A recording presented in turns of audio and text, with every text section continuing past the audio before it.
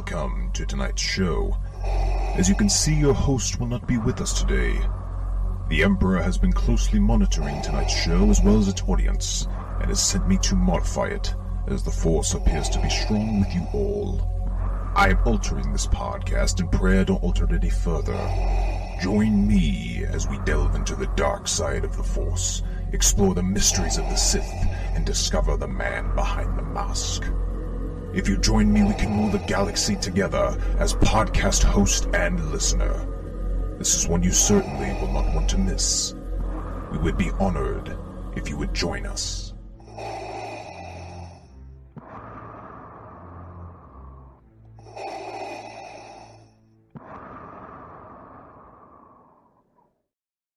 Well, that was creepy. With that, I have taken back over my show, and good evening, everybody, and welcome to Carving It Up Live right here on Twitter, as well as the Carving It Up YouTube channel and the Grid Network YouTube channel. I am Bryson Carver. A little cameo there by Lord Vader himself. Jeez, didn't think it'd get that bad. I mean, I thought I was doing a decent job. I didn't think it was going to be having the freaking Empire having to take over, but listen, it is what it is. I've already got my man Phillips in the comments. He said that was the coolest intro I've ever seen. Let's go. I appreciate that, Philip. Yeah, listen. It's Halloween, ladies and gentlemen. Tomorrow's Halloween at least, but tonight's our last show before it, so I had a little bit of the spooky feel to it. But in all seriousness, though, in terms of the spooks and the scares, there's a lot of NFL teams that can have a bit of both, and some treats as well. Some tricks for some teams, some treats for the others. I'm going to discuss Bengals and 49ers in just a second. Also get into the Cowboys smacking the LA Rams yesterday in Dallas in Jerry World. I'll get into that. Also, a state of the Steelers speech. I know, listen, I probably don't have the credibility at this point, given I've been a Steelers fan for all of 3 months, to make a state of the Steelers. But I was just thinking about this, and I had an epiphany when I woke up this morning, like, that's the problem in Pittsburgh. I'll get into that later in today's show. Also, why the Chiefs are taking Patrick Mahomes for granted. Okay, they're taking that man for granted. They got to do my man right. Okay, not to absolve any blame from Mahomes or take any blame from him for how the Chiefs played yesterday, losing to the Denver Broncos for the first time in 8 years. But they got to do right by Mahomes. I'll get to that. Also, reaction to other NFL games this week. And at the end of today's show, my predictions for Lions and Raiders, Monday Night Football to end, almost a kickoff to end week 8. Again, what a week 8 it was. Some crazy games all throughout the day. But the one that I was personally looking forward to the most, aside from my Steelers, is a Steelers division rival, is the Cincinnati Bengals and the San Francisco 49ers. So Cincinnati won pretty comfortably 31-17 yesterday in the Bay Area. And listen, I've been trying to tell y'all for a few weeks now. I always believe that when I have an opinion, certainly if it's early in the NFL season, when we've only got 3-4 games under us, maybe there's some fool's gold here and there. We kind of got to try and figure out like who's real and who's not. Well, the Bengals have certainly been real the last couple of years. 1 year they were the runner-ups to win the whole darn thing, and the second year they were the run-ups to win the AFC title, so nearly got to another Super Bowl. We know Joe Burrow's for real. We know the Bengals have been for real the last 2 years. But to get off to a rough start, Joe Burrow's hurt, and that was the main concern for me the first month or so of the season, is that, man, if Joe Burrow's not right, if that calf isn't right, given the Bengals' schedule moving forward, they're done. They may sneak in the playoffs, who knows, but I do not see them as a title contender if Joe Burrow is not healthy. And I said in the show, I said I'd rest him. This was before the Cardinals game, in which Burrow played really well. I said I'd rest him for the Cardinals game, which you will win, and the Seahawks game, which you will probably lose without Burrow, and then bring him back against San Francisco. Fortunately for Cincinnati, they did play him. They did beat Arizona. They ended up beating Seattle with Burrow looking ever so slightly more healthy. And you were hearing these murmurs out of Cincinnati saying that, hey, guys, Joe's ready to go. Joe's 100%. Joe Burrow himself said, yeah, my calf feels 100%, man. I feel great. I mean, you're not seeing him grimace the way you did early in the season. T. Higgins is back. What a shocker. They beat one of the best, if not the best, rosters in the NFL yesterday in Santa Clara. Again, more on the 49ers and Brock Purdy in particular a little later. But to me, the main story of this is Cincinnati, and that how everybody wrote them off. And even sitting there at 3-3, a 500 record, I said, watch out for Cincinnati. I said, if Burrow is healthy, as they say, if T. Higgins is coming back, this defense, we already know what this defense, Lou Amorano, I hope I didn't butcher his name. Lou, I know is his first name, of the defensive coordinator of the Bengals, doing a spectacular job and has done a spectacular job the last few years. So great defense, obviously great quarterback. T. Higgins coming back. We know Jamar Chase brings to the table. You have Joe Mixon. Yeah, that feels like a Super Bowl contender, even in that brutal AFC North division. And for the record, if you're Cincinnati, sure, your schedule is kind of brutal the rest of the season. Okay, you got the Bills, followed by Houston, who's a little frisky now, right? At Baltimore, you'll play Baltimore second time this year. Pittsburgh still has a great defense. Jacksonville, they got to play the Pittsburgh Steelers again. They got to play the Browns later this season. They got to play the Chiefs. So it doesn't get easier for the Cincinnati Bengals moving forward. But when you have the second best quarterback on planet Earth, and it is not debatable, Mahomes is still, I know Mahomes didn't play well yesterday, but Mahomes is still the cream of the crop. He is still at the top of that list until proven otherwise for years to come. But Joe Burrow's that number 2 guy. Okay, like this, we got to get out of this whole doubting incredibly talented quarterbacks. Again, Joe, did you notice yesterday how mobile he looked? Joe talked about after the game, like he felt explosive. He felt as comfortable, as healthy as he has all season. And if I'm a Bengals fan, okay, Burrow playing well, healthy, doesn't shock me at all. I've seen him do that before. Jamar Chase being great and T. Higgins, I've seen that before. I've seen this Bengals defense be really good to elite in the past. I'll tell you what would shock me if I was a Bengals fan is the fact that considering they were facing the best, one of, if not the best defensive line in the NFL, and they gave up 1, 2, 3 sacks. Didn't get pressure on Burrow throughout the vast majority of the day. And the times they did, Joe Burrow did what Joe Burrow does, and that's make plays in and outside the pocket. I've always said about Joe, yes, he's a great pocket passer, might be the best in the NFL, even over Mahomes, but he can make plays outside the pocket too. He's no statue, with no disrespect to Jared Goff, but he's no Jared Goff where he's just sitting in there as a statue and then just he's going to take the hit if he has to take the hit. No, he can move. We saw that at LSU. We've seen that in Cincinnati. He's capable of doing that on a game-to-game basis. So the Cincinnati Bengals, I'm here to tell you right now, and this hurts me as a Steelers fan, they're back. As if they ever really left, if not for the first 4 games of the season when they started 1-3. But when everybody was writing the Bengals off, I said, listen, with that defense, with those weapons, if Joe Burrow's healthy, they can win any game that they play this season. They are absolutely in the mix to win a Super Bowl this year. I'm not saying I'm picking them to. Matter of fact, I think I might have picked them to either get eliminated in round 1. I think maybe by my Steelers, which is looking so hot of a prediction today, but we got a long season to go. We'll see what happens. But with this guy back in the lineup, fully healthy, with T. Higgins back, and with an offensive line that, who knows, maybe in the bye week may have found itself a little bit, may have gotten more comfortable in that system. Some of the news guys they brought in. Dare I say it? Are the Cincinnati Bengals a top 3 or 4 team in the NFL? When right? Sure they are. Again, the only guys that have knocked him out of the playoffs the last 2 years is Matt Stafford, which Matt Stafford had that defense to back him up against a Bengals offensive line that couldn't protect Joe Burrow if they depended on it. Last year, it took a freak play, a freak game by a one-legged Patrick Mahomes to eliminate Cincinnati.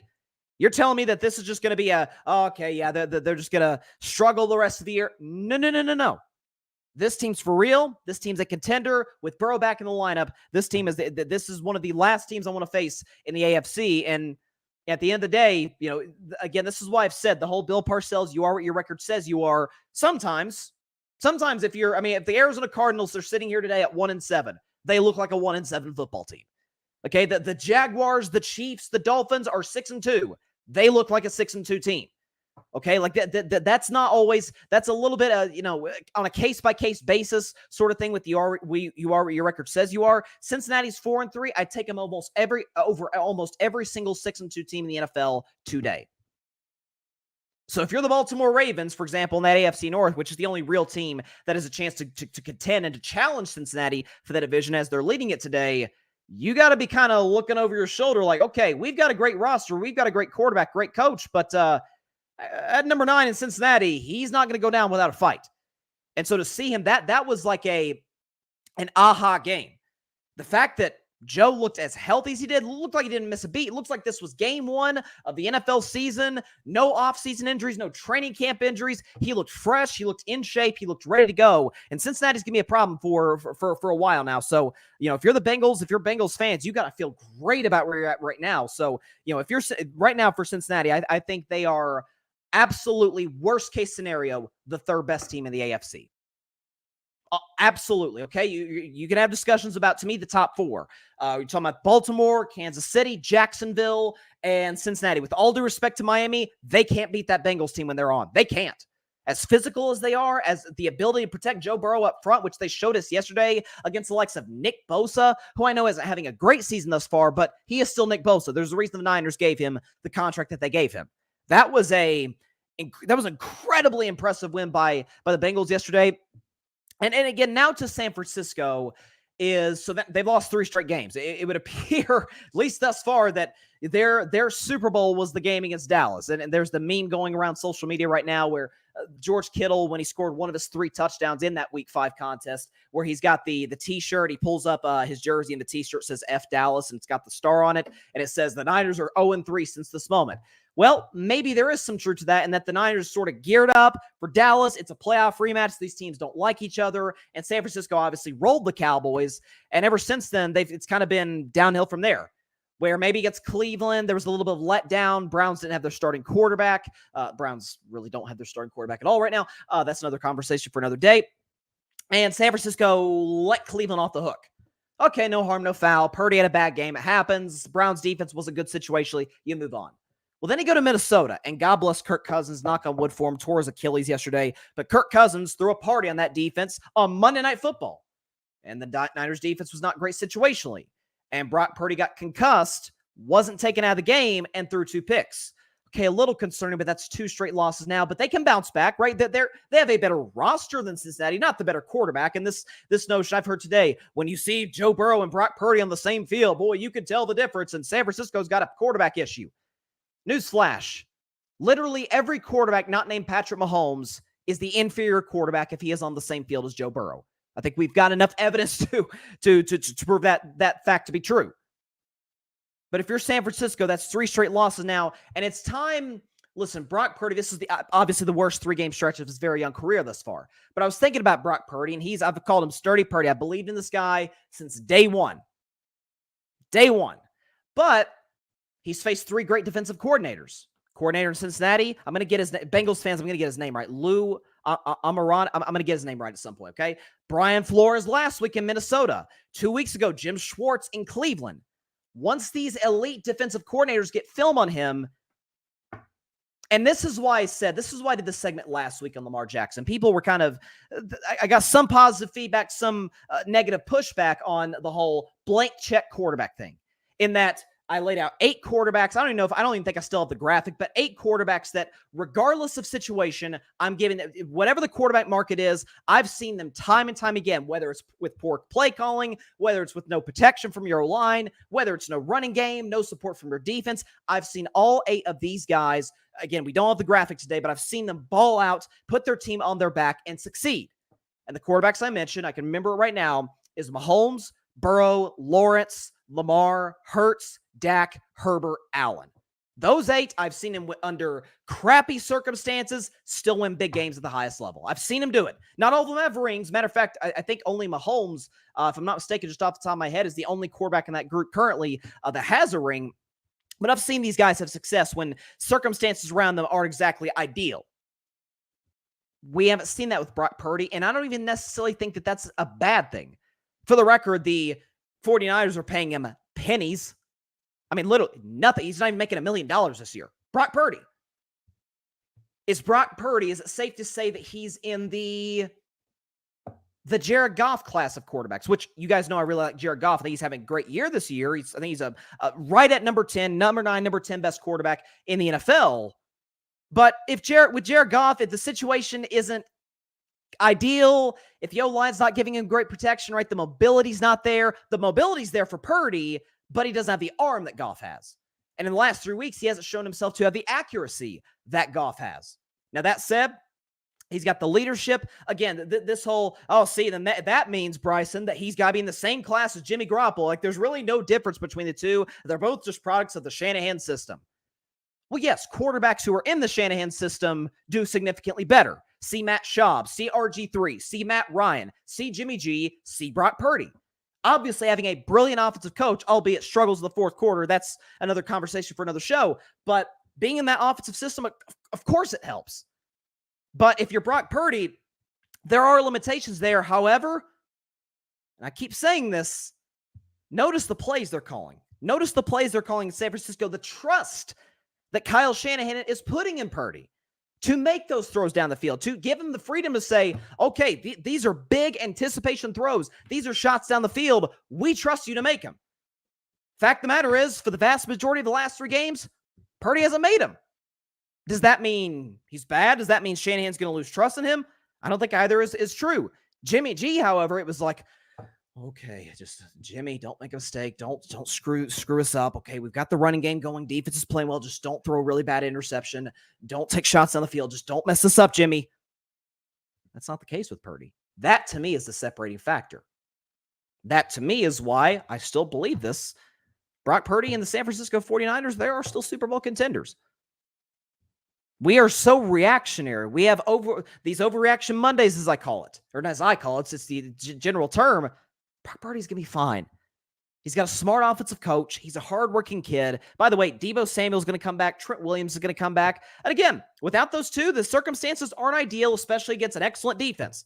He's going to struggle. Why? Because he's not in the echelon of quarterbacks that I just mentioned, the blank check guys, so to speak. Everybody else, they kind of need ideal circumstances to be successful consistently.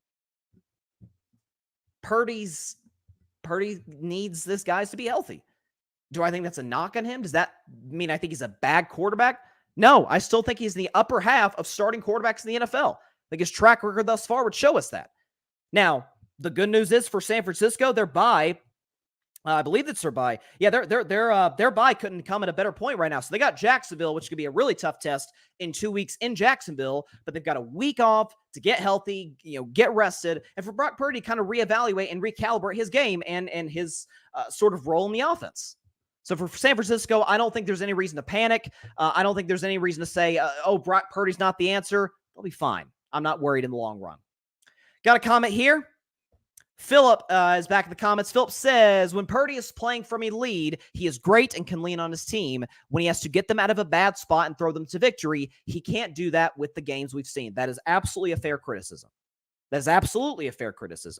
And for the record, you're talking about playing from behind, having to throw your team back in the game. This is not to take blame from Purdy. I promise y'all this, because Purdy does deserve a big chunk of the blame for the last 3 games. Not Minnesota as much, given that he was concussed in the fourth quarter. I'll give him a little bit of a pass with that game. But Cleveland, he didn't play well yesterday. Again, this is not to take. I must sound like the biggest Brock Purdy apologist in the world right now.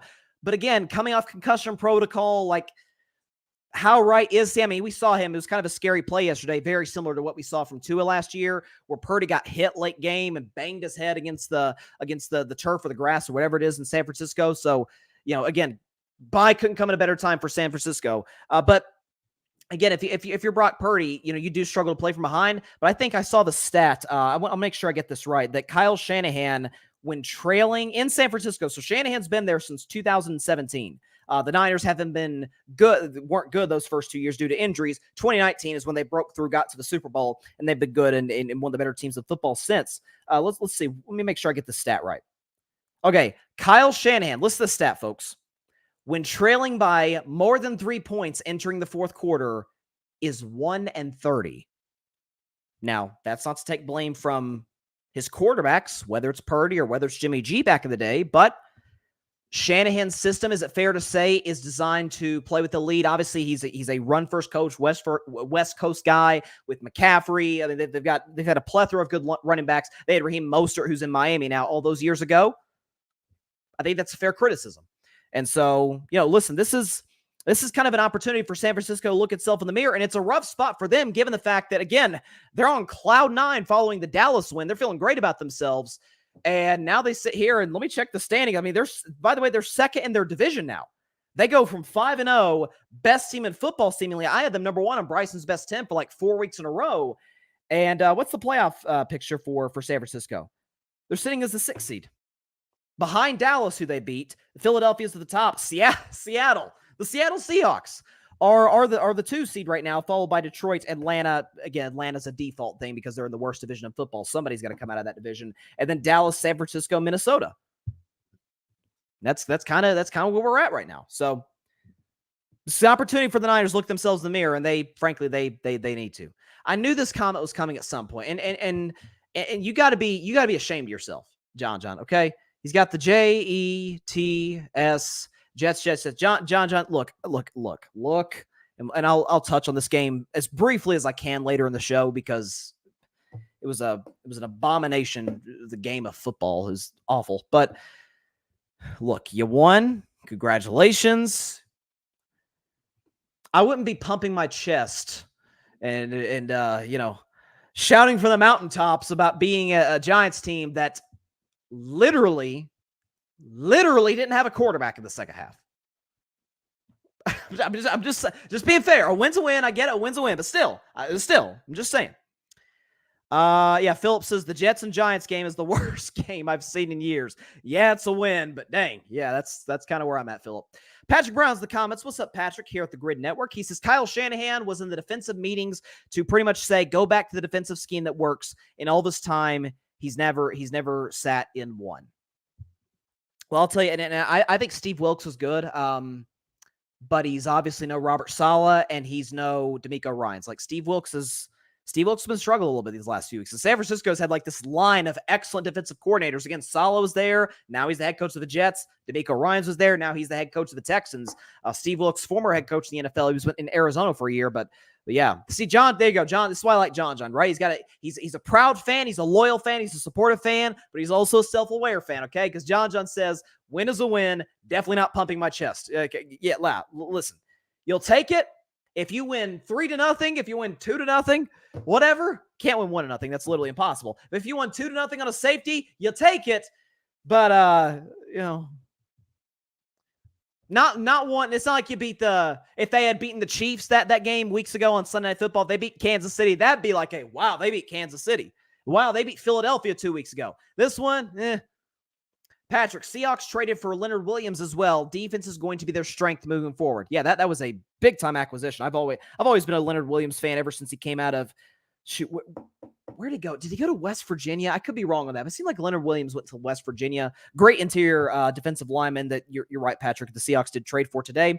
Trade deadline, by the way, less than 24 hours. I think it's tomorrow at 4 p.m. Eastern, if I'm not mistaken. So Halloween, by the way. So a lot of tricks and treats for teams around the NFL. And we'll see how it all plays out. I did want to discuss the Dallas Cowboys. So this I'm kicking myself today, folks, on not taking Dallas -6 against the Rams in the if I were a betting man game. Again, I took Dallas to cover. I think this was a pretty obvious one. Dallas coming off a bye, Rams coming off of an emotionally draining physical game against the Pittsburgh Steelers. Like it was kind of a situation where LA was going to be banged up. Dallas was going to be feeling good about themselves at home. They haven't lost at home since week 1, 2022.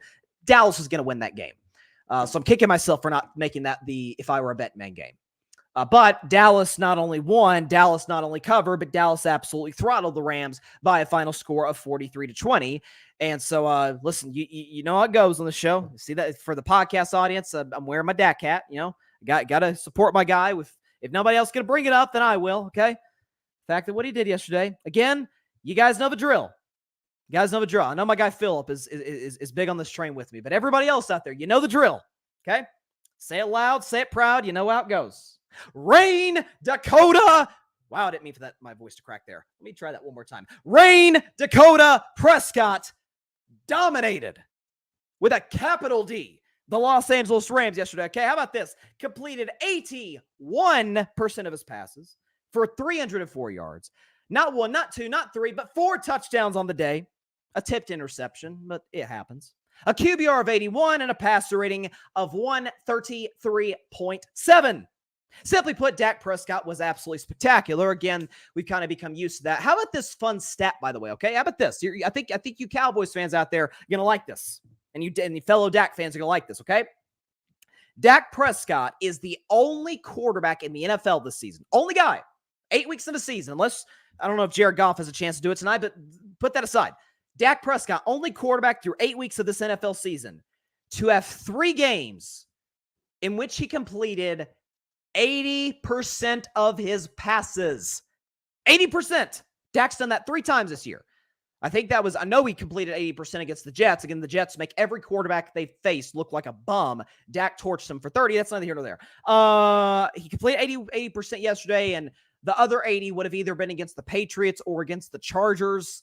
I thought he was awesome against the Chargers 2 weeks ago. But again, this is, I've been saying this for the longest time. This is who Rain Dakota Prescott is. And what I think was, listen, Dallas was going to win this game. Like that goes, Dallas was going to win this game. The defense played outstanding. Micah Parsons was great. They got a pick six. Deron Bland, who's got 3 pick sixes on the year so far, which is outstanding. I mean, he's got more touchdowns than some wide receivers out there. So Deron Bland, the Cowboys Cam fan guys here in the grid call him Deron Not So Bland. That's a good nickname. Shout out to the Cam fan guys. Deron Bland pick 6. They got a punt block safety. So everything was humming for Dallas, and they were clearly the better team than the Rams. Here's what I thought was very encouraging, and I hope for Dak's sake this will continue. As great as he played against the Chargers, and for the record, while his stats were better yesterday against the Rams, I think he was better 2 weeks ago against the Chargers, given the circumstances with no protection, no running game, running for his life. I mean, play calling hindering him, the whole bit. What I love that Mike McCarthy did, and I don't know if this was a bye week adjustment, whatever the case may be, is I banged the table for Kellen Moore to let Dak do this. Not let Dak cook to a certain degree, like with Russell Wilson, but sort of in that ilk, sort of in that same conversation. Is, guys, Dak's one of the best quarterbacks in the NFL in throwing deep. Check the numbers since he came to the league. Check season by season. Dak is one of the most efficient quarterbacks when throwing the ball 20 or more yards down the field. Been saying this for weeks. I said this after the Cardinals game. I said Dallas lost to Arizona because it wouldn't let Dak take shots. I think Dak had like one throw of 20 yards down the field. Like, that's not a Dak thing. That's a play calling thing. That's you're not scheming plays for your receivers to get open down the field thing. Well, they did yesterday. They took shots to Brandon Cooks. They let Dak, by the way, when is Dak at his best? Outside the pocket. Make it throw. If protection breaks down, can he roll out to his right? Can he roll out to his left? Can he make throws? Yes, he can. We saw that yesterday. Saw that against the Chargers. Taking shots. Brandon Cooks, CeeDee Lamb. By the way, CeeDee Lamb was outstanding yesterday. 12 catches for $158 and 2 touchdowns. He was spectacular. CeeDee Lamb proved to me last year he was a true number 1 receiver. But that's what you got to do if you're Dallas. Is, again, I hesitate. I don't want to say. I'm holding myself back from saying let Dak cook. It's just I'm holding back on that, but it is sort of in that same conversation that Dak's really good when taking shots. Roll with that. Dallas's running game was good, by the way, a little over 100 yards rushing. And again, the thing for the Cowboys, and I was thinking about this yesterday, and that's sort of the main part of my argument. My argument is that they have as genuine and strong as a case as anybody in the NFC, that they are the class of the conference right now, even over Philadelphia, which, you know what the beauty of that is? We're going to find out on Sunday. Philadelphia, let me make sure, see if the line has moved. No, the line has not moved since this morning, and it still could by Sunday, obviously. We got 6 days before kickoff. But Dallas, Philly play on Sunday in Philly, and Philly's a 3-point favorite. So Vegas is saying, we're giving the 3 points to Philly because they're at home. Other than that, these teams are evenly matched, which I mostly agree with that. But again, the case for Dallas as the best team in the NFC, and a lot of good questions, again, will be answered on Sunday. But if you look at, let's talk about the 49ers. Sure, the 49ers beat Dallas, and badly just a few weeks ago in Santa Clara. But not only have they lost 3 straight, but build a lead on Purdy, force him to come back. And by the way, I love starting Purdy. But build a lead on Purdy, force him to come back with his arm. Limitations there. It's not the case with Dak. Dak's won a lot of games when trailing. Dak's won a lot of games when the circumstances aren't ideal, aren't perfect. So they've got a big advantage there. Okay, let's talk about the Detroit Lions. Detroit, who has one of the better offensive and defensive combinations in all of football. I think you're going to see that tonight against the Raiders. My prediction that game at the end of the show. But we've never seen this version of the Detroit Lions do it in the playoffs. I think they will. Folks know that ever since the offseason, I said the Detroit Lions are going to be in the NFC title game. Been saying that for a while. But we've never seen them do it. We've never seen Dallas get to the NFC title game. We've seen them win playoff games with this team. We've seen them have success with Dak Prescott. We've seen Mike McCarthy have success in the past, albeit with Aaron Rodgers, but we've seen him have success in the past. Let's think about the Philadelphia Eagles. Well, Philadelphia's got an elite offensive line, elite quarterback, elite wideouts, elite tight end, excellent running game. By the way, excellent pass rush as well. But as we saw yesterday against Washington, and maybe they're still trying to work Kevin Bynard into the lineup. I don't know. Man, that secondary is a weakness. I mean, you got Sam Howell looking like Joe Burrow or Patrick Mahomes or Trevor Lawrence against the Eagles defense. I mean, this is an Eagles secondary. I've been saying this for a while. This is my main. When Mac Jones threw for 300 yards against his team, I'm like, uh-oh, that's not great. It's why I applauded the Biner trade last week. And again, maybe they are still trying to work him into the lineup. He's still very new. But the last time Dak faced this defense, by the way, C.J. Gardner-Johnson was on that defense last year. Yeah, Dak hung 40 on them. Like, that matters. And so, again, those to me are the top 4 teams in the NFC. Saints, get out of here. Seattle, I really like Seattle. I don't think Seattle's on the level of those other teams. I simply don't. They haven't shown me enough to prove that they're in that class. So if you're Dallas, you got to feel great about where you're at. And, this is a massive game on Sunday. This is literally for the division lead. Dallas and Philadelphia, who obviously play twice this season, play twice every year. But this is an opportunity for them to kind of put their foot down and say, you know what? We're here. We are the best team, not just in the division, but in the entire conference, which I said about the Cowboys, and we'll talk about it throughout the week because it's probably the biggest game of the NFL in week 9. But I predicted Dallas to be the 1 seed coming into the season, ever so slightly edging Philly for the NFC East. I said Dallas would win 13 games, Philly would win 12. But in order for Dallas to get that 1 seed, and we saw yesterday, we've seen for, the last year and a half, they are hard to beat at home. But to get that home field advantage and obviously get that vision, that's bare minimum. You got to win games like this. You got to beat the big boys, the big guys in the NFC. Beat the defending NFC champions. I think the matchups favor Dallas in some respects. They favor Philly in other respects. I can't wait for the game. It's going to be an unbelievable atmosphere at Philadelphia.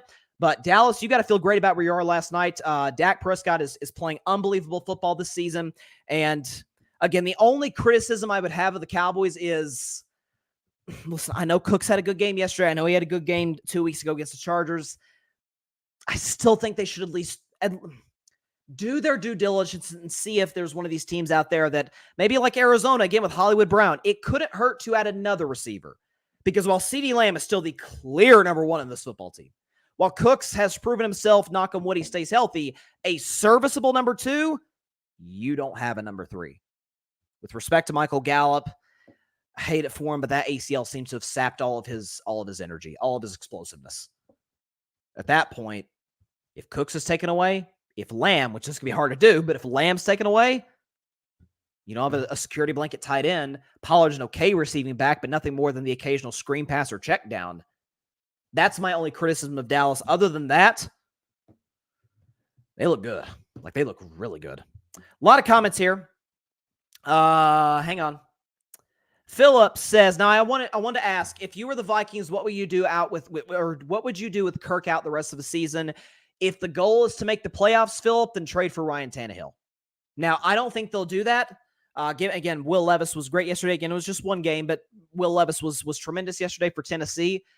I would, if the goal is to make the playoffs, I'd go after Ryan Tannehill. If not Tannehill, maybe Colt McCoy's out there. Give him an opportunity. He won some games with Arizona as the backup 2 years ago.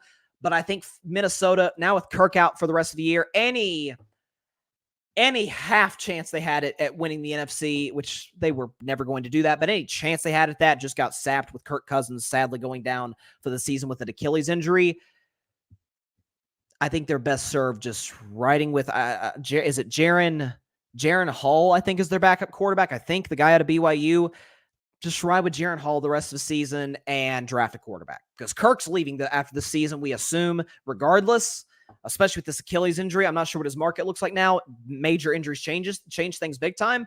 But I would just ride out the rest of the season. Detroit's going to win that division anyway, even with Kirk, if Kirk was healthy. Green Bay's terrible. Chicago's terrible.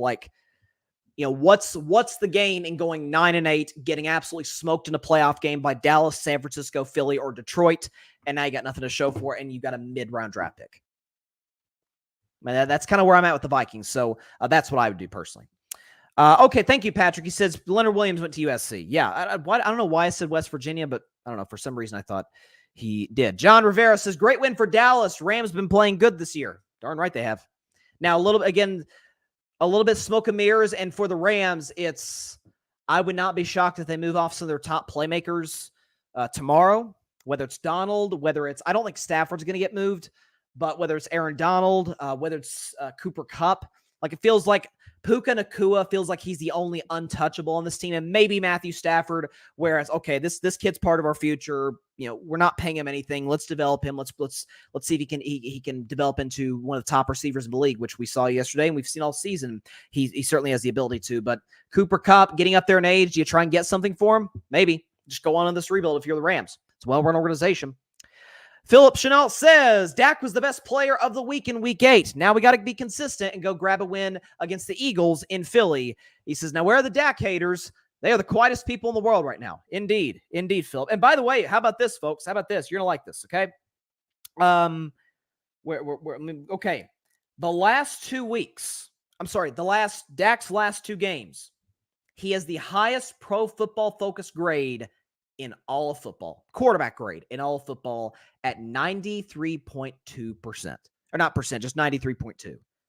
That's his pro football focus grade. So needless to say, Dak has been pretty good. He's been pretty solid this year, okay? Like this, everybody loves to get on him for his bad games. And by the way, I really loved, and I'll get to more comments as soon as I say this, but Dan Orlovsky, who I have a lot of respect for, was on ESPN this morning with on First Take with Stephen A. and Shannon. And Dan made props to Dan for acknowledging this because not many will. He said Dak is not just judged to an unfair standard, but Dak's the guy who we wait for him to have a terrible game and then we eviscerate him the next day. But when he has the great game, and I mean fantastic game like last night, we don't say anything. Like we wait for Dak to have the bad game. We don't do that with other guys. And thanks to Dan for acknowledging that because I've been saying that for years. Been saying that this year on the show. So there you go.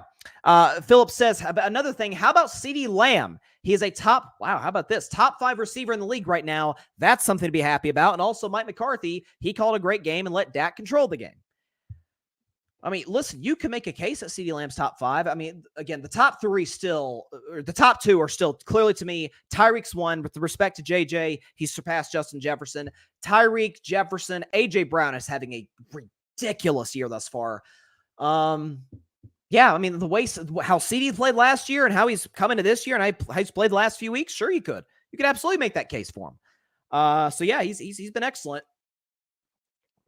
And Kevin Burkhardt and Greg Olson were talking about this during the game that McCarthy has given so much freedom to Dak that Kellen Moore really never gave him. And McCarthy said, like, hey Dak, if there's something at the line that you don't like, that you see and that you're just not you're not feeling, just feel free, check out the play, get us to a better play.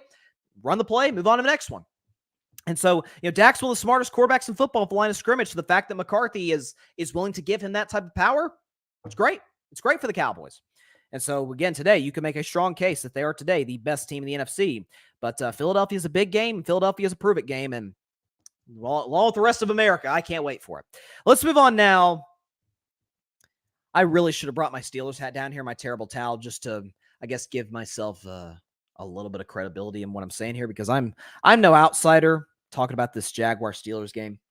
You know what? Real quick, before I talk about the Steelers, can I briefly, because the Pittsburgh's the main story here, at least for me as a Steelers fan, can we talk about Jacksonville super fast? Are you guys ready to buy into Jacksonville now? Is it enough now? Because they have the longest winning streak in the league. They have wins over the darlings of the NFL, the Buffalo Bills. They have wins in this stretch over the vaunted New Orleans Saints defense. They have a win over Gardner Minshew, who torched the Cleveland Browns defense last week. And they have a win over one of, if not the best defenses in the NFL, the Pittsburgh Steelers in crappy weather on the road. Been saying for a while, Trevor's the real deal. Jacksonville's the real deal. And I still stand by my prediction that they will be in the AFC Championship game and lose to Kansas City. More on Kansas City later in the show. But Jacksonville's every bit of an AFC contender and a Super Bowl contender. Again, numbers aren't going to, numbers aren't going to jump off the screen. They actually will. Again, this is against TJ Watts. This is against Alex Highsmith. This is against an excellent Steelers secondary. Yeah, Trevor Lawrence went 24-32, a touchdown, a bad interception. But again, in cruddy weather against a great defense, you're bound to throw one interception. And he had QBR of 71 and a passer rating right smack dab at 100. You guys can keep fighting the whole Trevor isn't the third best quarterback league thing. That's fine. Go with Jalen Hurts. Jalen's been great this year. Jalen's been great for the last 2 years. Lamar Jackson, love Lamar Jackson. He doesn't bring you the upside Trevor does. Can't carry a team to the level. Can carry a team, yes, not to the level Trevor can, the way Trevor did last year, getting a kind of an average football team to the playoffs and coming back from 27-0 down on a superior roster. Brandon Staley aided in that, but he still pulled that off and did what he did. Jacksonville's for real. They've been for real, and I think they showed us that yesterday. I picked the Jaguars to win, but I took the Steelers to cover plus 2.5. Mike Tomlin's like a guaranteed win if you bet on him as a home underdog, and that was not the case yesterday. So hats off to the Jaguars. They've got San Francisco in 2 weeks. Both them and the Niners will be coming off a bye. Cannot wait for that matchup in Jacksonville. But that's a real football team, and they've been real for quite some time, and so is their quarterback and their coach. Expect them to be not just to be higher, but to continue to climb Bryson's best 10. You do not want to face the Jacksonville Jaguars, in the playoffs. As for my Steelers, and that's what I really wanted to get into today because, part of the reason I became a Steelers fan, because it came down to Pittsburgh and San Francisco, both cultures I love, I think both have tremendous ownerships, both have outstanding fan bases, both draft well, both have a history of winning. Like, okay, I can't really lose one way or the other, but I'm like, you know what? I can't really describe it, folks, but you know that feeling you get when you think about your favorite team? For me, again, Red Sox, Vols, Warriors. It's just that feeling. You're like, this just feels right. This just feels like me. I feel like a team that can honestly be a representation of who you are as a person. It certainly is a representation of what a city is like. LA is glitz and glamour. LA teams tend to be kind of flashy. Boston is very smart. They're very stubborn at times. They are gritty. That's Boston. Their teams tend to do that. Red Sox, Celtics, Patriots, etc. Miami, great in hot weather, terrible in cold weather. That's Miami. And Pittsburgh is a city full of hardworking, blue-collar people who believe in nothing good comes out, or you don't get anything good unless it's from hard work. Like that's a great like American value, and the Steelers for the vast majority of their history have kind of embodied that. It's time for an identity shift in Pittsburgh. It is. I had an epiphany last night. Really this morning, at least when I woke up from last night. I'm thinking, okay, time out. So I have been complaining, I'm certainly not alone in this, about Matt Canada as the OC of the Pittsburgh Steelers. That, man, Pittsburgh's got to move on from Matt Canada. And they certainly do. I don't move off that position for a second. He was, again, awful yesterday. I mean, the Steelers, how about this stat, folks? The Pittsburgh Steelers have now gone 55 straight games without hitting 400 yards of offense. That is now the 5th longest streak in the history of the National Football League. But I was thinking about, okay, we know Matt Canada's a problem, and we know that there are some limitations to Kenny Pickett. While I still like him, there are clear limitations. O-line's not great, but it can be improved upon. Like there are some correctable issues in Pittsburgh. Why am I not giving more heat to the guy who is the reason that all of these individuals are there, particularly the offensive coordinator, Matt Canada, and that's Mike Tomlin? Now, Mike Tomlin, there's nothing to take. If he retired tomorrow, he's a first ballot Hall of Famer. He is you could argue he might be the greatest coach in Steelers history, and that's saying a lot. Chuck Noll probably, Chuck Noll won 4 Super Bowls. It's led one of the greatest dynasties in the history of the league. Chuck Noll's probably still at the top, but it's Tomlin or Cowher for that number 2 spot. Nothing takes away from that, what he's done. But I was thinking about, okay, Mike Tomlin, he's been a successful head coach, but the whole, we touted this, I've touted this in the past, that, hey, Mike Tomlin never had a losing season. That's like the equivalent of saying, the Academy gives me 1 vote as an Oscar nominee every year. Well, it means I'm consistent. It means I'm always good. It means I'm always in good movies and evidently do a good enough job to at least get 1 vote. But I'd rather be Meryl Streep, Daniel Day-Lewis, and Denzel Washington, where every 3rd, 4th year they get a nomination, and every decade they get a win. Much rather be in that position. Think about the 49ers, for example. They went through a stretch where they, for lack of a better term, sucked. And I do mean sucked. Yeah, but they got it right. They rebuilt. You know who have had losing seasons? Andy Reid, Kyle Shanahan, Sean McVay. Other sports, Eric Spoelstra, I believe, has had a losing season. Steve Kerr's had a losing season. That shouldn't be a death blow. Again, to me, what that does, and the new standard in Pittsburgh for the last decade, and certainly the last half decade, has been, let's just be good enough. Let's be competent. Let's always make sure we're in the mix. Well, sometimes you need to be out of the mix to see where you're at so that you're able to see how to get back in the mix. As I always say, I repeat this phrase a lot on my show, that the worst place to be in sports is in the middle. We're not good enough to compete. We are not bad enough to tank. What do? Best place to be in sports is at the top, competing for championships like the Chiefs and the Bengals and the Niners and the Cowboys and the Eagles and the Ravens and Jaguars. That's where you want to be. And then after that, I mean, is it a terrible thing to be the Bears, the Cardinals, the Panthers, the Texans? Texans have been good this year, but for the last half decade, they mostly have sucked. Is it an awful thing to be there? Okay, we need to make a move at head coach. We need a quarterback. We need a roster overhaul. But if we do those things, maybe we can get to the level of these contending teams in our conference or in the league in general. I feel like Kenny Pickett, Matt Canada's bad. At this point, I've come to terms with, I've accepted who Matt Canada is. He's uncreative. He's easy to game plan against, and he doesn't take big risks. He just doesn't.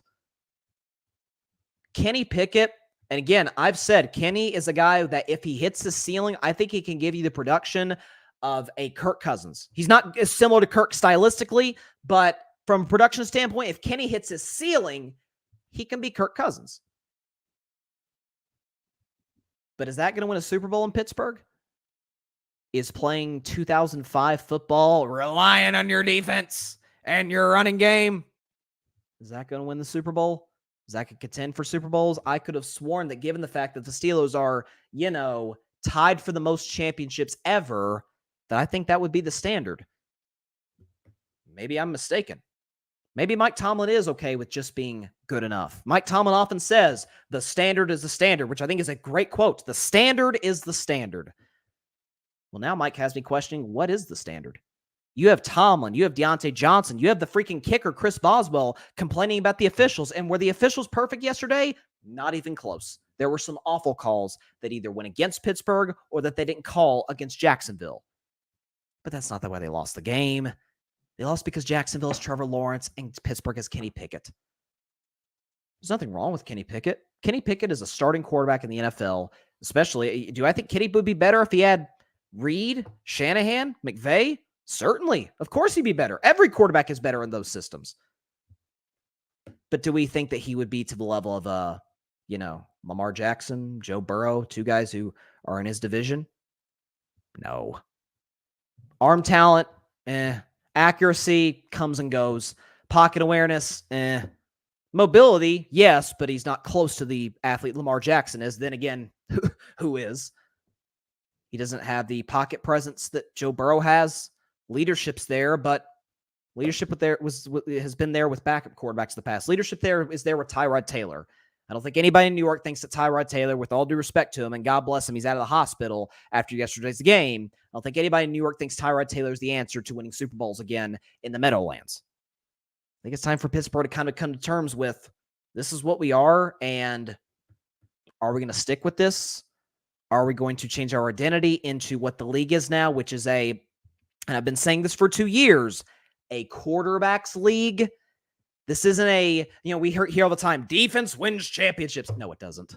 It does not. Quarterbacks win championships. You need a great defense, or at least bare minimum, a very good defense to succeed.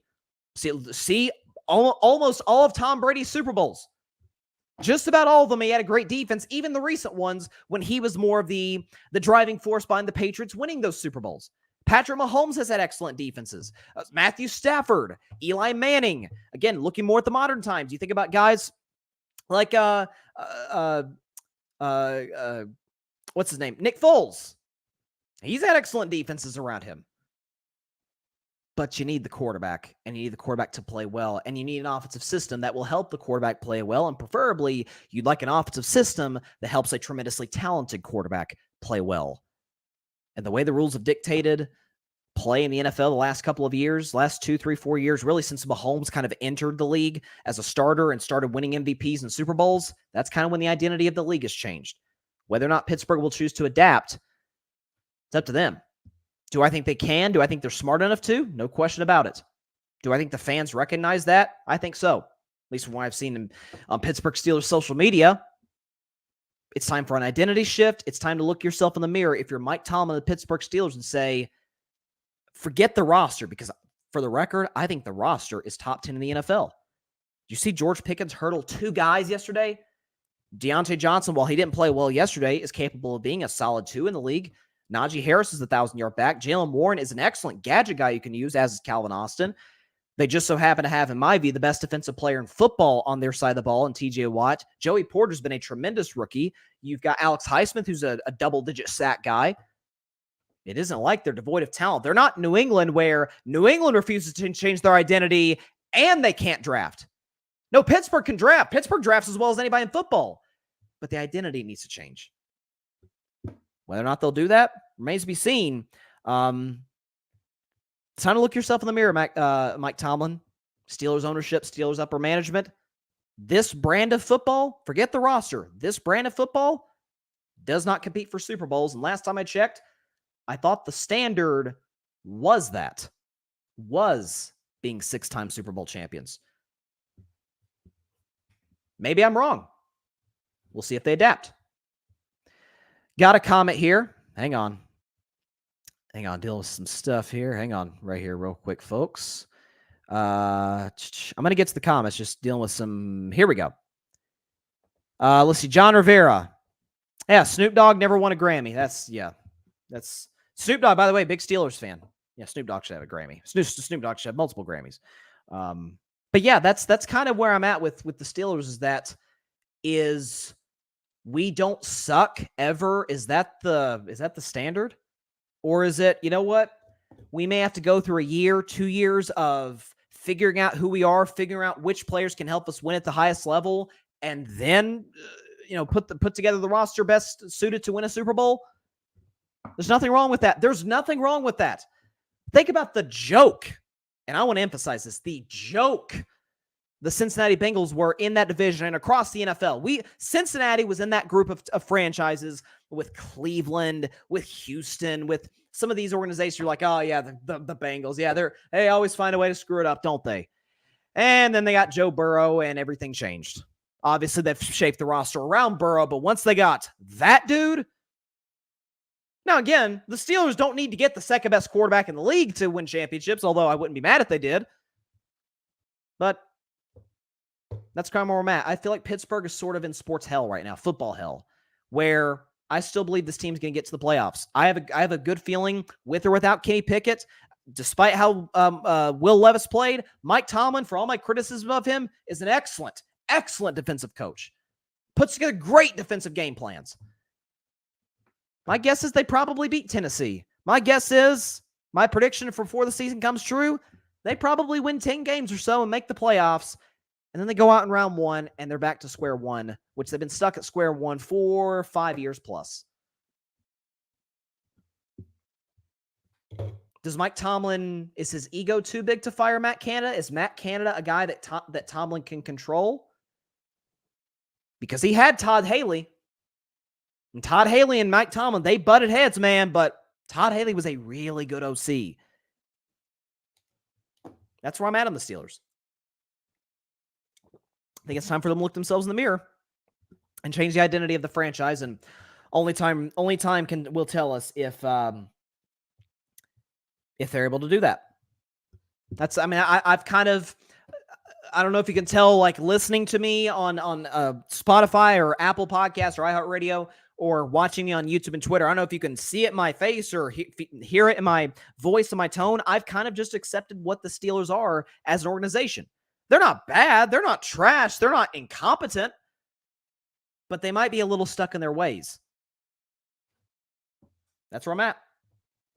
An organization that is not stuck in its ways and has a a winning identity, winning players, certainly on their football team, although they didn't win yesterday, is the Kansas City Chiefs, who shockingly, to me, the most surprising game of the day, shockingly lost 24-9 to the Denver Broncos. Now, for the record, I said Denver would cover. I said Denver 7-point dog at home, given the fact that they played Kansas City close 2 weeks ago. The Chiefs won't take the Broncos seriously this week. Like, take the Broncos and the points. I never for a second thought they'd lose. I get +7 means you think it's going to be within one score, but I didn't think it'd be like this. So Kansas City, for the first time in literally 2 years, was held without a touchdown. Patrick Mahomes and the offense had a dreadful day. Mahomes had, let me make sure I'm getting this right.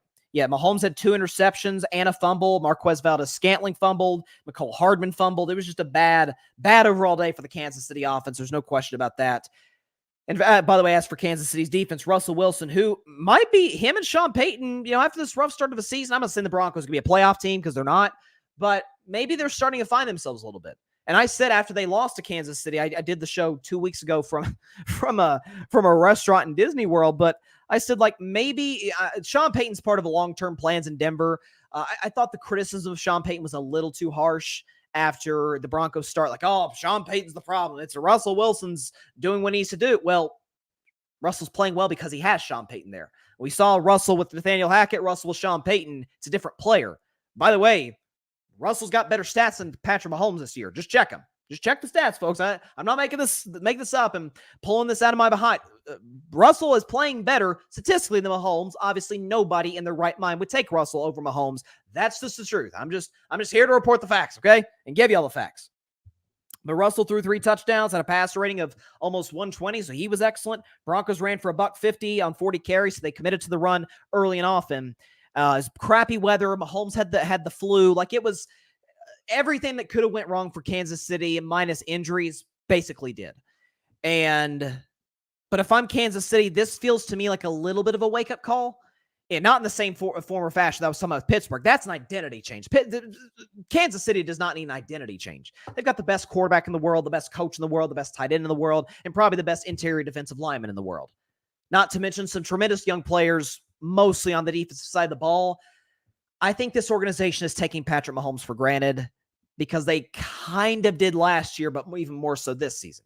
Where last year, they trade Tyreek Hill. They get a bunch of picks for it. I think the deal worked for both sides, but obviously Tyreek Hill is one of the 10 best football players on earth, and he's got 1,000 yards through 8 games for Miami, so obviously the Dolphins are feeling good about that trade. But Kansas City got a bunch of picks, and considering how well they draft, Brett Veach, general manager in particular, considering how well they draft, they should be in a good shape moving forward, given all those draft picks.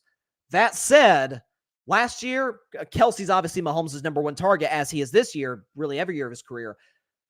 But their number 1 receiver is Juju Smith-Schuster. Have you heard a peep from Juju Smith-Schuster in New England? In his defense, Mac Jones is his quarterback, but still. I mean, there's a reason Juju was available for Kansas City to take. Who's the number 1? Kadarius Toney? Sky Moore? It's not Mecole Hardman. Rashee Rice. I think Rashee Rice has good potential. I'm not selling my stock on the kid yet, but I really like Rashee Rice. But he's not a number 1 today. If I'm the Kansas City Chiefs, I pick up the phone and I call the team that won the Super Bowl 2 years ago, the Los Angeles Rams, and give up some of those picks for Cooper Kupp. That's what I would do, because the Rams are in the midst, in all likelihood, of a fire sale right now. They're going to be moving a lot of guys. I think Aaron Donald, there's a chance Aaron Donald gets moved. I don't think Stafford does, but it is moved, but never say never. I think Cooper Kupp would be first on the Rams list of guys to go, where it's like, okay, he's probably on the very end of his prime. Obviously, he had the best season any receiver's ever had 2 years ago. We're in a better shape getting picks for Cooper Kupp than just retaining him and then watching his body break down for the next 3 years. Let's see if we can get something for him. And if you're Kansas City, you know what Patrick Mahomes needs? If they bracket Travis Kelce, if they stop Travis Kelce, I need a guy who can consistently get open and who has reliable hands, which we saw yesterday and all season long. Sky Moore is simply not that. And I like Sky Moore. I liked him out of the draft 2 years ago. Hasn't panned out thus far.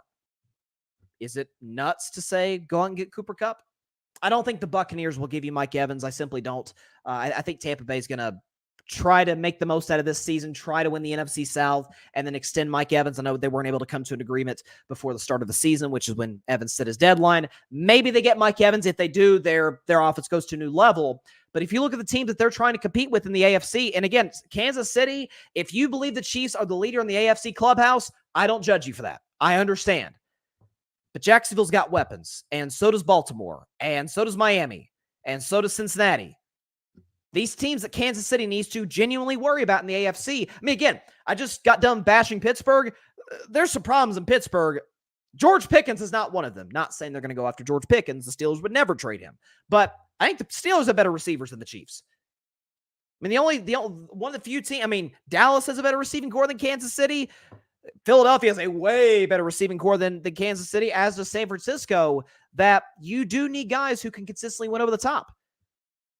Yes, Patrick Mahomes' performance against the Bengals last year in the AFC title game and against the Eagles in the Super Bowl were breathtaking, were unbelievable. Elevated him, in my view, given that postseason, given his resume thus far, elevated Patrick Mahomes, in my view, as the fourth greatest quarterback of all time, en route to potentially, not saying it's going to happen because I think that's a long climb, but maybe catch Tom Brady. Only guys that take him Mahomes all time, Brady, Montana, Manning. Peyton Manning, that is. Obviously, I wouldn't take Eli Manning over Mahomes. Eli was good, not Mahomes. But Mahomes at 4. But that doesn't mean if I'm Kansas City that I necessarily want him to have to carry my offense every single game. Can he? Better than anybody in football as far as I'm concerned. But that's eventually going to catch up to you in that, again, we saw defensive coordinators. We saw Cincinnati hold Travis Kelce in check at times in that game, and Patrick Mahomes was having to rely on guys who were special teams guys to catch passes for him. It's not that bad this year, but it's not far off. And so if you're Kansas City, I said Dallas needs to consider calling somebody about a wide receiver. Kansas City, to me, even more so. They've got the best quarterback in the world, and they've got the best tight end in the world, and the best coach in the world. But these other teams have better weapons. And again, Mahomes is the best quarterback in the world. Burrow's no slouch. Neither is Lawrence. Neither is Lamar. And frankly, Tua is playing well this season. You don't think those weapons they've got help? I mean, I've seen 3 of those guys, Lawrence, Burrow, and Lamar, carry their offenses with no true number one or bad circumstances. Now, I haven't seen Tua do that. Maybe he does, maybe he doesn't. We'll see. But it wouldn't hurt Kansas City to be aggressive and go after a guy. And if they don't, they run the risk of maybe being a little bit of exposed offensively in terms of they just have a bare cupboard outside of Travis Kelce. Again, this loss, I'm not going to overreact to say, oh, Kansas City's in trouble. Mahomes was really sick. It was really cold.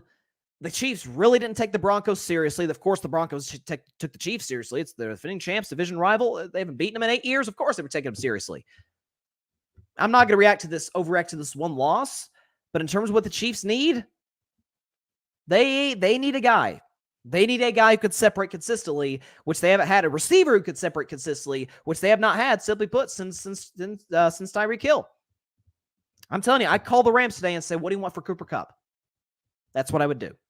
If they do that, they're right back in business. Let's see. Phillips in the comments. He says, I think the Vikings could trade for Matthew Stafford because Kevin O'Connell was the OC for the Rams when they won the Super Bowl. I don't think it's out of the question. I don't think so. Or I don't think it's necessarily out of the question. If the goal's to win a Super Bowl, I don't think frankly, there's most of the quarterbacks in the league I don't think could win a Super Bowl with the Vikings roster. While I think it's good with Justin Jefferson coming back relatively soon, I don't think it's, I mean, let's just put, I don't know. Let's put Justin Herbert on the Minnesota Vikings. They would be top 4 or 5 in the NFC. They wouldn't be the favorite. They have a chance, but I guess you sort of get where I'm coming from. Maybe they do. But again, I think Kansas City needs to go out and get a guy. Get a guy who can consistently separate, and only time will tell if they do. We'll see. Okay, I'm just sorry. This is from Pro Football Focus. Look at this, folks. You know, some of y'all think Dak Prescott's trash. You're very wrong on that. How about this? 3 quarterbacks in the NFL in Week 8 had a perfect passer rating on throws past the sticks in Week 8. So throws past the first down marker, I assume is what this is talking about. Joe Burrow, who everybody loves, rightfully so, second best quarterback in football. Josh Allen, who I think is excellent. I think he's elite. I don't think he's third best in the league. And Dak Prescott. Very interesting. We don't mention some of these things sometimes. I think it's very, very odd.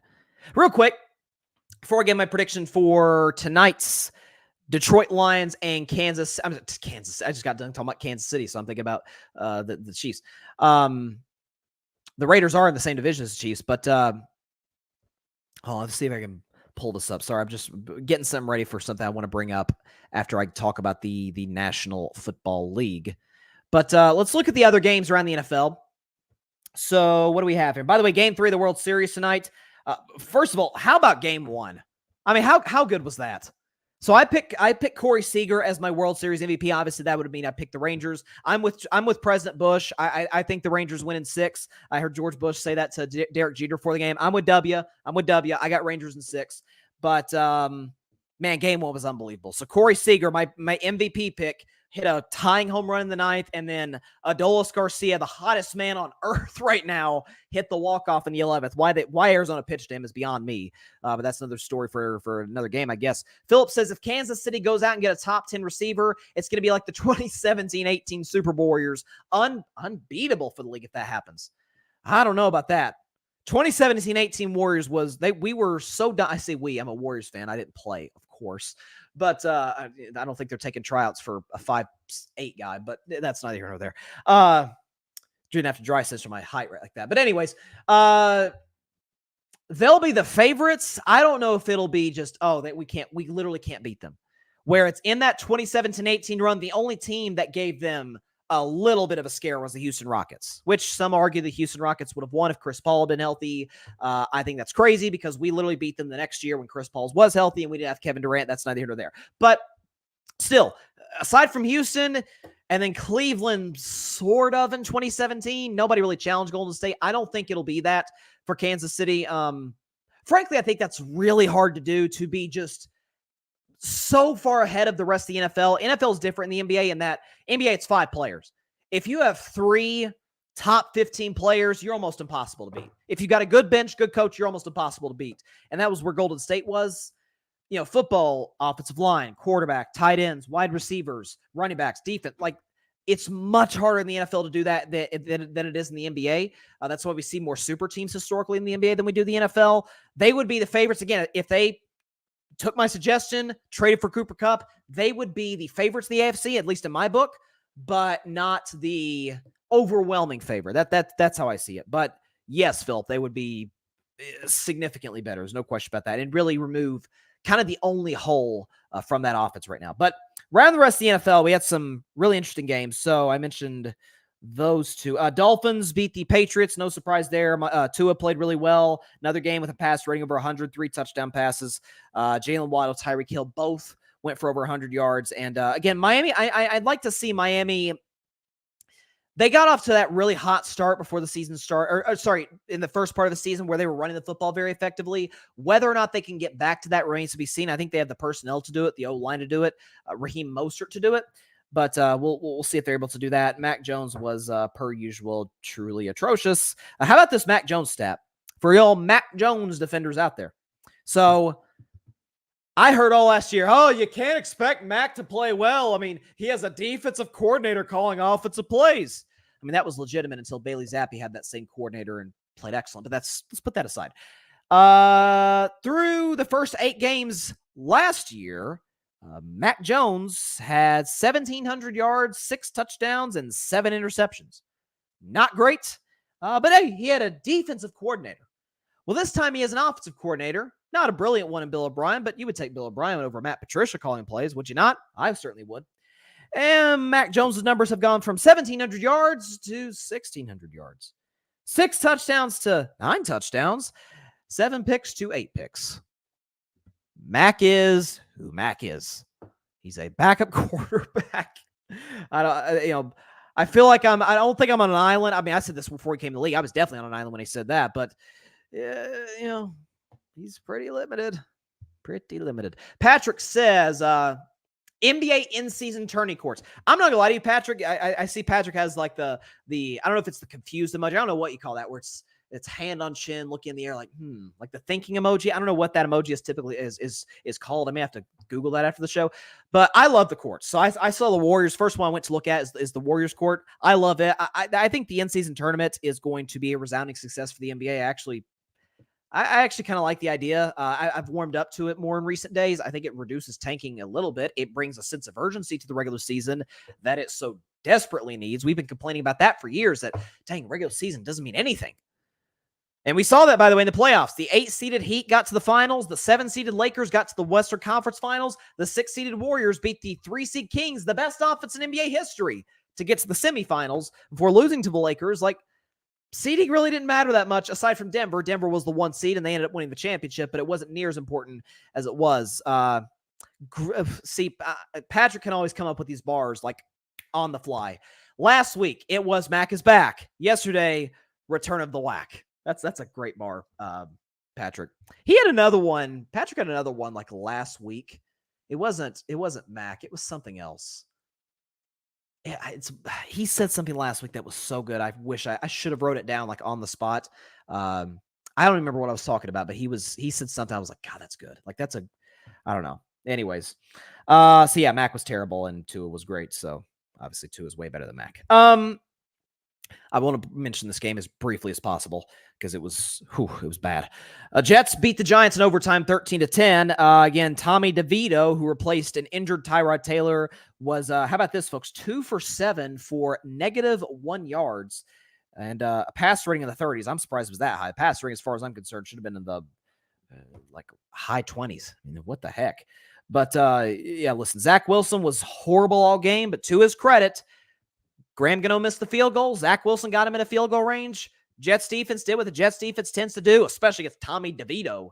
Nothing against the kid. He's put in a pretty terrible position, but I mean, Jets defense did what they typically do. Got to stop. And Zach, due to some penalties, due to some big third down connections, to Garrett Wilson, who had 100 yards receiving, got them in a field goal range. The Jets are 4-3. By the way, again, we talked about how the Jets getting out of that stretch without Aaron Rodgers, nonetheless, 3-3.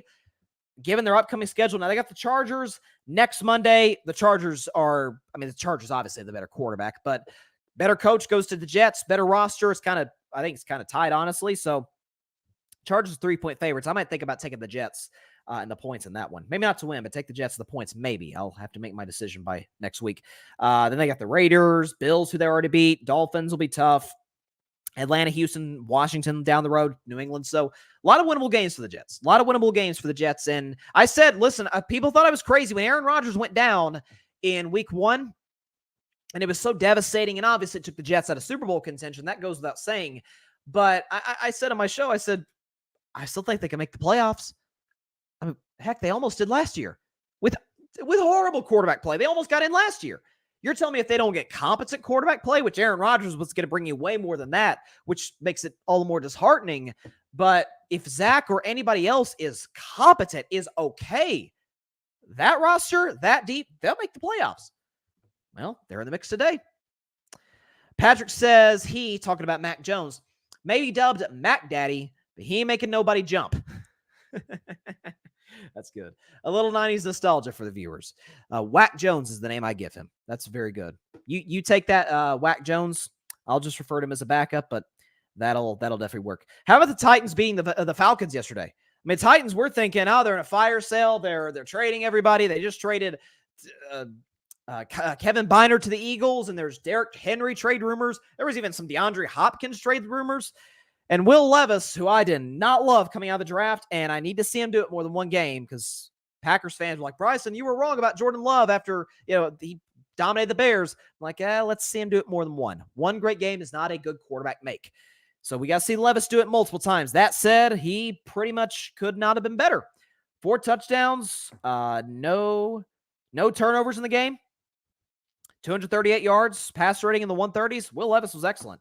Desmond Ridder was lost early on for the Falcons and was replaced by my man Taylor Heineke, who was fine. But Tennessee with a big game on Thursday against my Steelers. I don't know what to make of that game. There's no Kenny Pickett potentially, so We'll see. We'll see. I'm not overly optimistic, but I think we can still win. We got a great defense. Panthers beat the Texans. First win of the season for the Panthers. They are no longer the only winless team in football. C.J. Stroud against Bryce Young, number 1 pick versus number 2 pick. Bryce Young not only got the win, but outplayed Stroud, who I was a bigger Stroud guy coming into the draft rather. And but Bryce played well. Best game he's played thus far, threw a touchdown pass, led a game-winning drive. It was not the prettiest of games. This one was actually if I were a bet man, I said both teams are coming off byes, but the Texans thus far have been better coached. C.J. Stroud has been way better than Bryce Young. He's better from a physical standpoint. And frankly, I like the Texans roster better than Carolina's, but props to the Panthers, man. Props to the Panthers. Game-winning drive. Wasn't pretty, but first win for Bryce Young and first win for Frank Reich as the Panthers head coach. And I know my guy Grady had to have been happy about that. He's a Panthers fan, so gives him and Carolina fans out there a little sense of joy, but props to him. Vikings beat the Packers 24-10. Obviously, the big story coming out of this was Kirk Cousins, who, by the way, was playing tremendous. For the record, had a QBR of 92. So Kirk was playing unbelievable, and then he tears his Achilles. And it was announced today by Kevin O'Connell and the Vikings that he's out for the year, which just sucks because Kirk was arguably having one of, if not the best season of his career. And so and especially the Vikings seem to be getting momentum. They beat the Niners last week. People feeling good about them. They played well yesterday against an inferior opponent, but still divisional opponent on the road.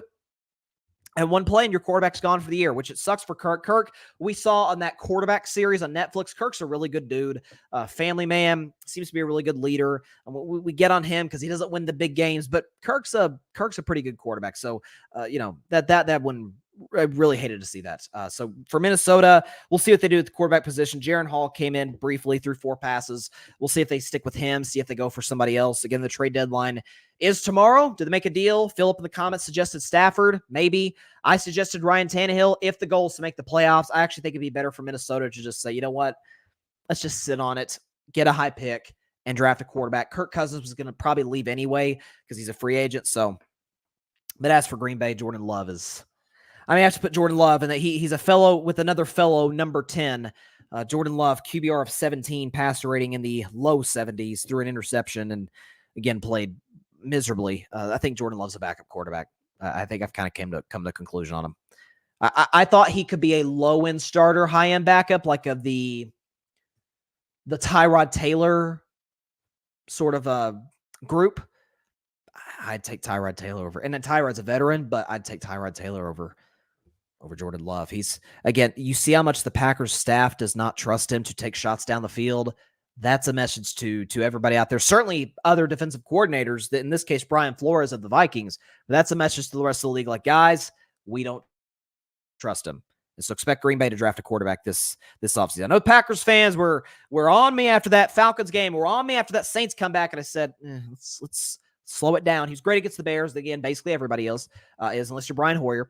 He was terrible through 3 quarters against the Saints. Great in the 4th quarter. Props to him. He's resilient. Came back. And obviously they haven't won a game since, but he's looked worse and worse and worse every game.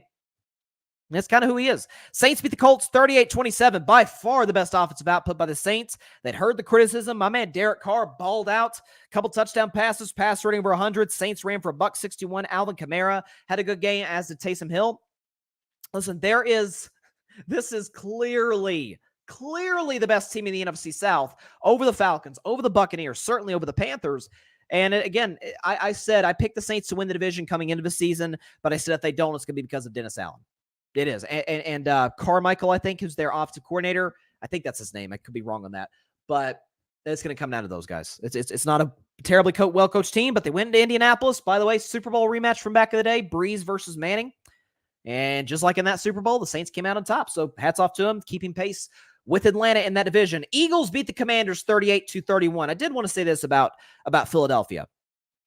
So, I have a rule on my show about how to evaluate if a team is a title contender or not. This NFL, Major League Baseball, NBA, college football. I always say, if I have more questions than I do answers about you and your team, you're not a contender. If I have more ifs than I do wins, you're not a contender.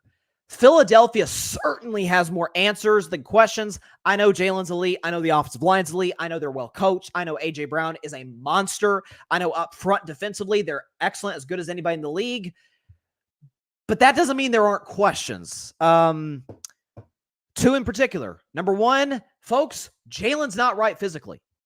He's not, man. I read a report yesterday saying that he was going to get a lot of treatment on, I think it was his leg or something. Jalen's not right. And by the way, to not be right, Jalen threw 4 touchdowns. I mean, he was great. He did fumble, but had a great game against the Washington Commanders defense.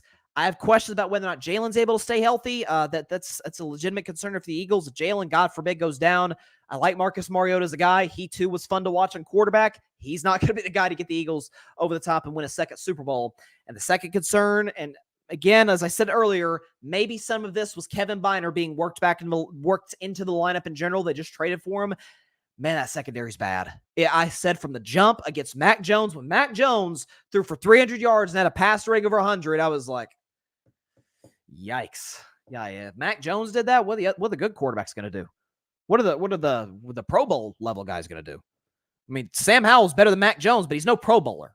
I mean, I like Sam Howell. He plays hard. He doesn't quit. But he had some drops go against him. Sam Howell, almost 400 yards, 4 touchdowns. Sam Howell, what's that going to do to you? Lord have mercy. Rough game for Philly's defense, great game for their offense, but I worry about Jalen's health, and I worry about that secondary for Philadelphia. But again, I do have more answers than questions about the Eagles. That doesn't mean I don't have questions. Seahawks beat the Browns in a game-winning drive. By the way, gotta say, loved those Seahawks throwbacks. A lot of throwback uniforms, I think, are kind of, who was it? Cleveland's throwbacks. I mean, I don't like really anything about the Browns organization at all, but some of these throwbacks will be like, they're fine. Seattle's was this from the 80s, I think? It reminds me of like the Kingdome days with Steve Largent. Like the uniforms. But Geno led a game-winning drive. Geno struggled throughout most of the day against a great Browns defense, but led a game-winning drive. Jackson Smith and Jigba, who I loved out of Ohio State, a lot of people did, caught the game-winning touchdown. I still maintain that a legitimate argument can be made that Seattle has the best trio of wide receivers in all football. You can make that case with Metcalf, Lockett, and Smith and Jigba. Seattle now the leader in the NFC West and the number 2 seed. The 2 seed in the NFC. How about that? Pete Carroll doing Pete Carroll things, man. Defense plays well. Running game's good. Quarterback makes the plays necessary to win. That's kind of the Pete Carroll way. And Seahawks are playing good football right now. They will certainly be back in Bryce's best 10. They were in it for a little bit. They'll definitely be back in it this week. Ravens beat the Cardinals 31-24. How about can I say this? Baltimore was going to win the game. I don't care about Baltimore. How about the Cardinals, okay? How about Josh Dobbs, okay? How about Matt Prater and the Cardinals special teams coming through for me? Okay, they're down 17 with 2 minutes left. I'm like, doggone it, I took the Cardinals to cover. Felt good about that. The Ravens, they got this blowout win over a great Lions team. They're going to be, it's human nature. You're going to let your guard down against a bad Arizona team on the road. I said Arizona's going to give Baltimore problems. Arizona takes Baltimore seriously. It's not the other way around. And they played tight with them, but then Baltimore kind of pulled away. And the Cardinals are up 17. I'm like, oh, here we go. This is, this is going to be another game which I'm wrong on the spread. I'm sorry, they were down 16. The Cardinals were down 16. And my man Space Dobbs threw the touchdown to Marquise Brown, Hollywood Brown. And I'm thinking, okay, cool, but the game's over. And then Matt Prater, was it Matt Prater? Make sure I got this. I think it was Matt Prater. Yeah, it was Matt Prater, because I don't know if they used another kicker. Matt Prater and the Cardinals special teams coming through for me, recovering, by the way, a beautiful onside kick, get in the field goal range, kick the field goal, and cover. That is the definition, ladies and gentlemen, of a backdoor cover. Thank you very much, Arizona Cardinals. You're 1-7. You're the worst team in football, but you came through, okay? Cardinals have been pretty good against the spread this year. Given how bad they are as a team, they've been pretty good against the spread this season, so hats off to them. Patrick is right. Talking about going back to Seahawks, Patrick says Devin Witherspoon is a stud. Darn right he is. Man, I thought they reached on getting Witherspoon with the 5th overall pick. I thought, what's the kid's name that's unfortunately hurt for the year? Christian Gonzalez, who I still am a big fan of out of Oregon, who's with the Patriots now. I thought Joey Porter Jr., who the Steelers got, I thought he was better than Devin Witherspoon.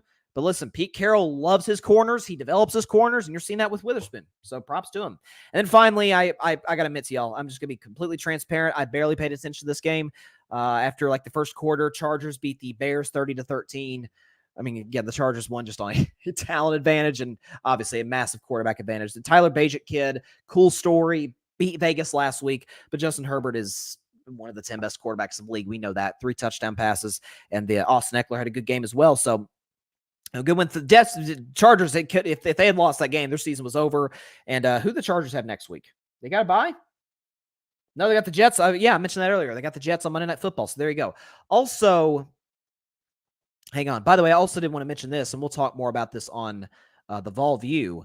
But I'm not going to lie to you. I don't want to air out other people's business like this, but I think this was public that I beat one of the Grid members, Dalton, who's like our betting extraordinaire on the Grid Network. And he and I had a bet before the season. We set the Kentucky-Tennessee line. He lives in Kentucky.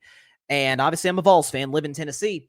And he said, hey, he's not Kentucky. I don't know if he's necessarily a Kentucky fan per se. He's a Duke fan, went to Duke. But he said Kentucky +5, or he said, you set the line. I said, okay, I think Tennessee will be a 5-point favorite on the road in Lexington. He said, gotcha. I'll take the Wildcats, the points. So we set the line. The line ended up being Tennessee -4. We set it at Tennessee -5. And ladies and gentlemen, the Vols won by 6, okay? We got some missed field goals to go in our favor. My man Dylan Sampson, Joe Milton came through. Again, more on that game on the Vol View every Friday at 6:30 Eastern, 3:30 Pacific on Carving Up Live on Friday shows. But yeah, that was one of the most nerve-wracking games I've ever watched as a Vols fan. Obviously, it was a big game for Tennessee, but it wasn't one of the biggest games in the history of Tennessee football like the Bama game was last year. That was nerve-wracking, but I won. I won't say how much money I got. I won't, but I did. I did get a little bit of something. Also, too, then I promise you we'll get to Raiders and Lions. Let's just mention this. So the Warriors are 2-1, beat the Rockets yesterday. That's not saying much. They're better than Houston. Houston's 0-3 right now, and I like Ime Udoka. I like the young talent they got there. But part of the reason I was seriously considering before the season putting the Rockets as like a fringe play-in team, because they got Ime Udoka, they've got the young talent, Jabari Smith and Jalen Green, and I liked Amon Thompson they drafted. I think, was it Amon Thompson they drafted, or I think it was Amon Thompson. I don't think it was the other twin Thompson kid. But anyways, they've drafted well, good offensive players, and they got a bright future in Houston. They got Ime Udoka there, and Houston tends to rebuild quickly. And then they paid that guy out of Memphis. They paid that guy from Memphis, he who will not be named. Was it $86 million a year? You capologists out there, you check that out for me. I think it was $86 million a year for multiple seasons. I'm sorry, not 86 a year. I'm sorry, I apologize. Not 86 a year. 86 total. Gave him an $86 million contract. The Rockets did to a certain guy who came out of Memphis. Again, as I mentioned over and over, I didn't know that being a bad basketball player got you that kind of money. But hey, maybe he's found loopholes that I haven't figured out yet. If that's the case, props to you, sir. But he was guarding Steph Curry yesterday. And Steph was kind of quiet, didn't shoot much. I think he only took 8 shots in the third quarter, only had 10 points. Klay Thompson was playing well. Draymond was back in the lineup. Chris Paul was doing some Chris Paul things. How about Chris Paul? He won't come off the bench. Well, he did last night, and I think he might have had the best plus-minus on the Warriors. Yes, he did, plus 22. So eat it, Chris Paul haters. But Steph Curry, game's a little bit in doubt. Houston's making a run, making it interesting. Matter of fact, the Rockets took the lead at one point. Looking a little dicey for my Warriors. Fred VanVleet's getting going. And Alfred Sengun that they've got. Like that kid. Rockets playing well. And then that bum for the Rockets is guarding Mr. Curry. And scores 14 in the fourth quarter. And how about this?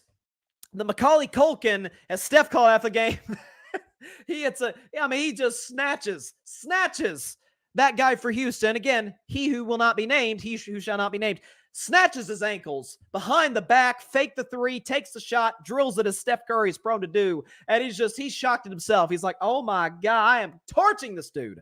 Once again, I gotta admit to y'all, I was watching this game. Of course, I was rooting for my Warriors to win. I'm a Warriors fan.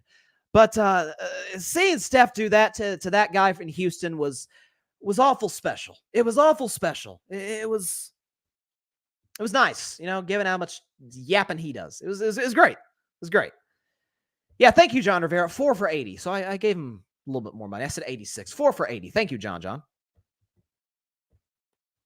Yeah, Steph did a number on him in the fourth quarter. Steph does number on a lot of guys, but to use this guy's own words, poke the bear, Whew. Could be a problem. Ooh, Steph was a monster last night. And again, y'all that didn't think Chris Paul would work? Interesting.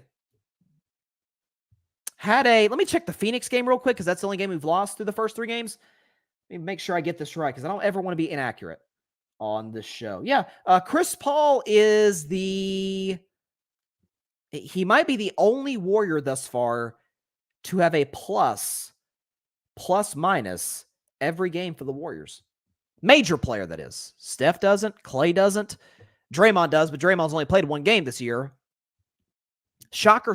A guy who's one of the smartest players in league history, replacing one of the lowest basketball IQs in NBA history. What do you know? It actually works.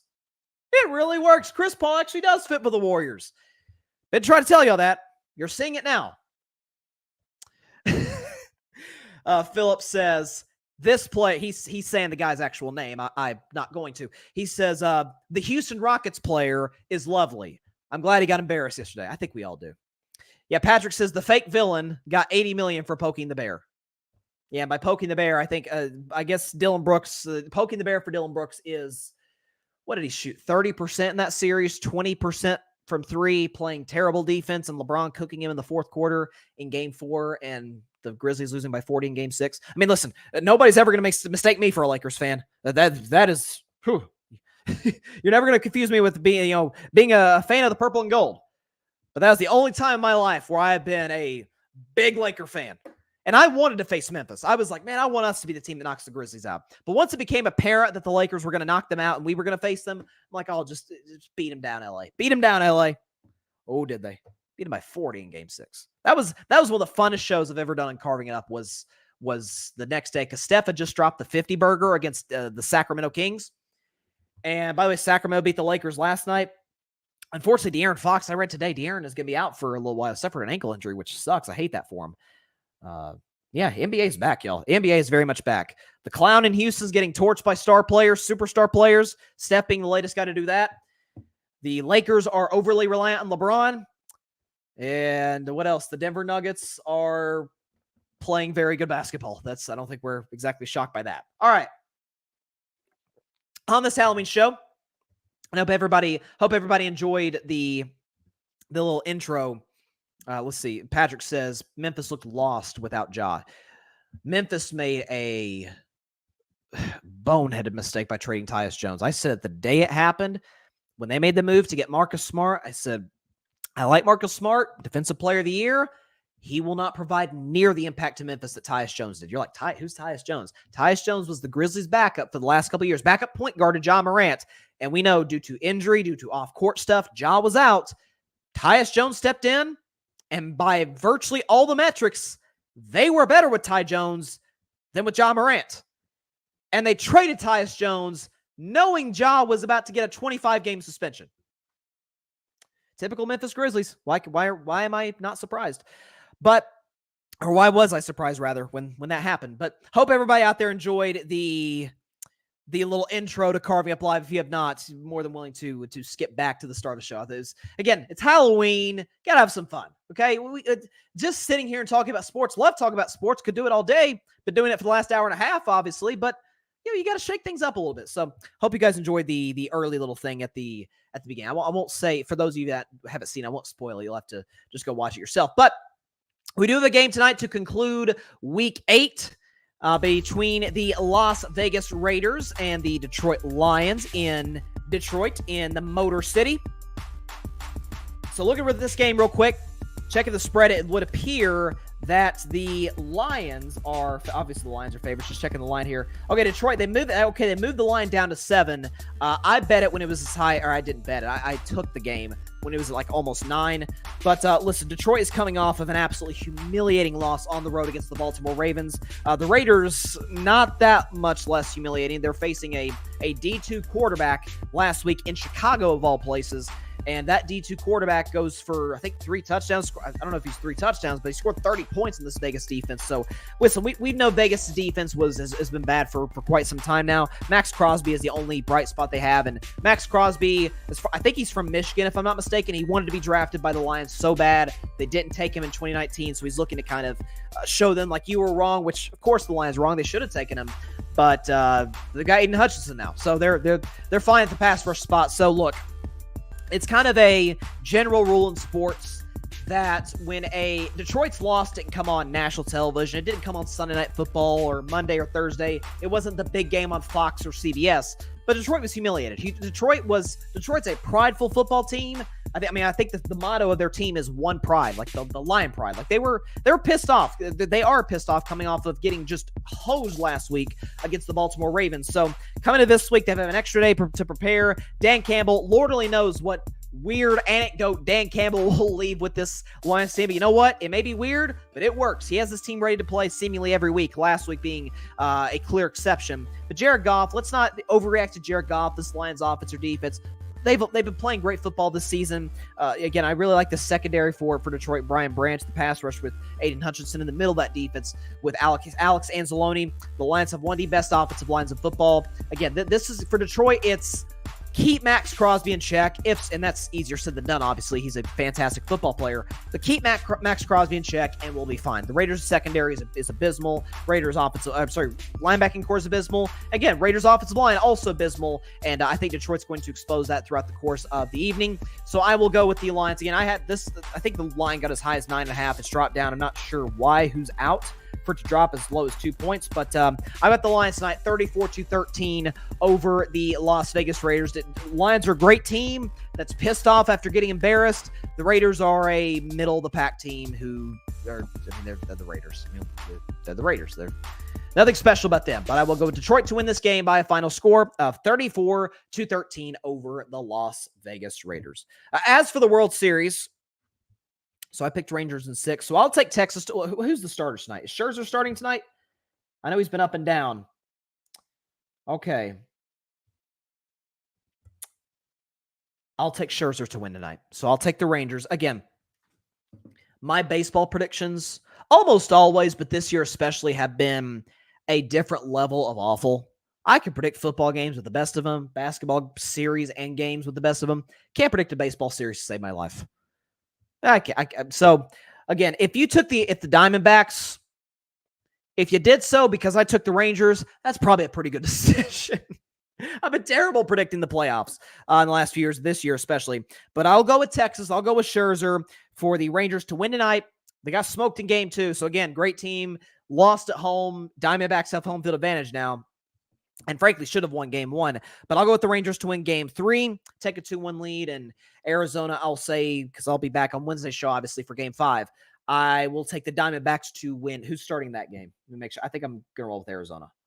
Okay, starters, no announcement on the starters yet, but I will go with the Diamondbacks to win game 4. So there you go.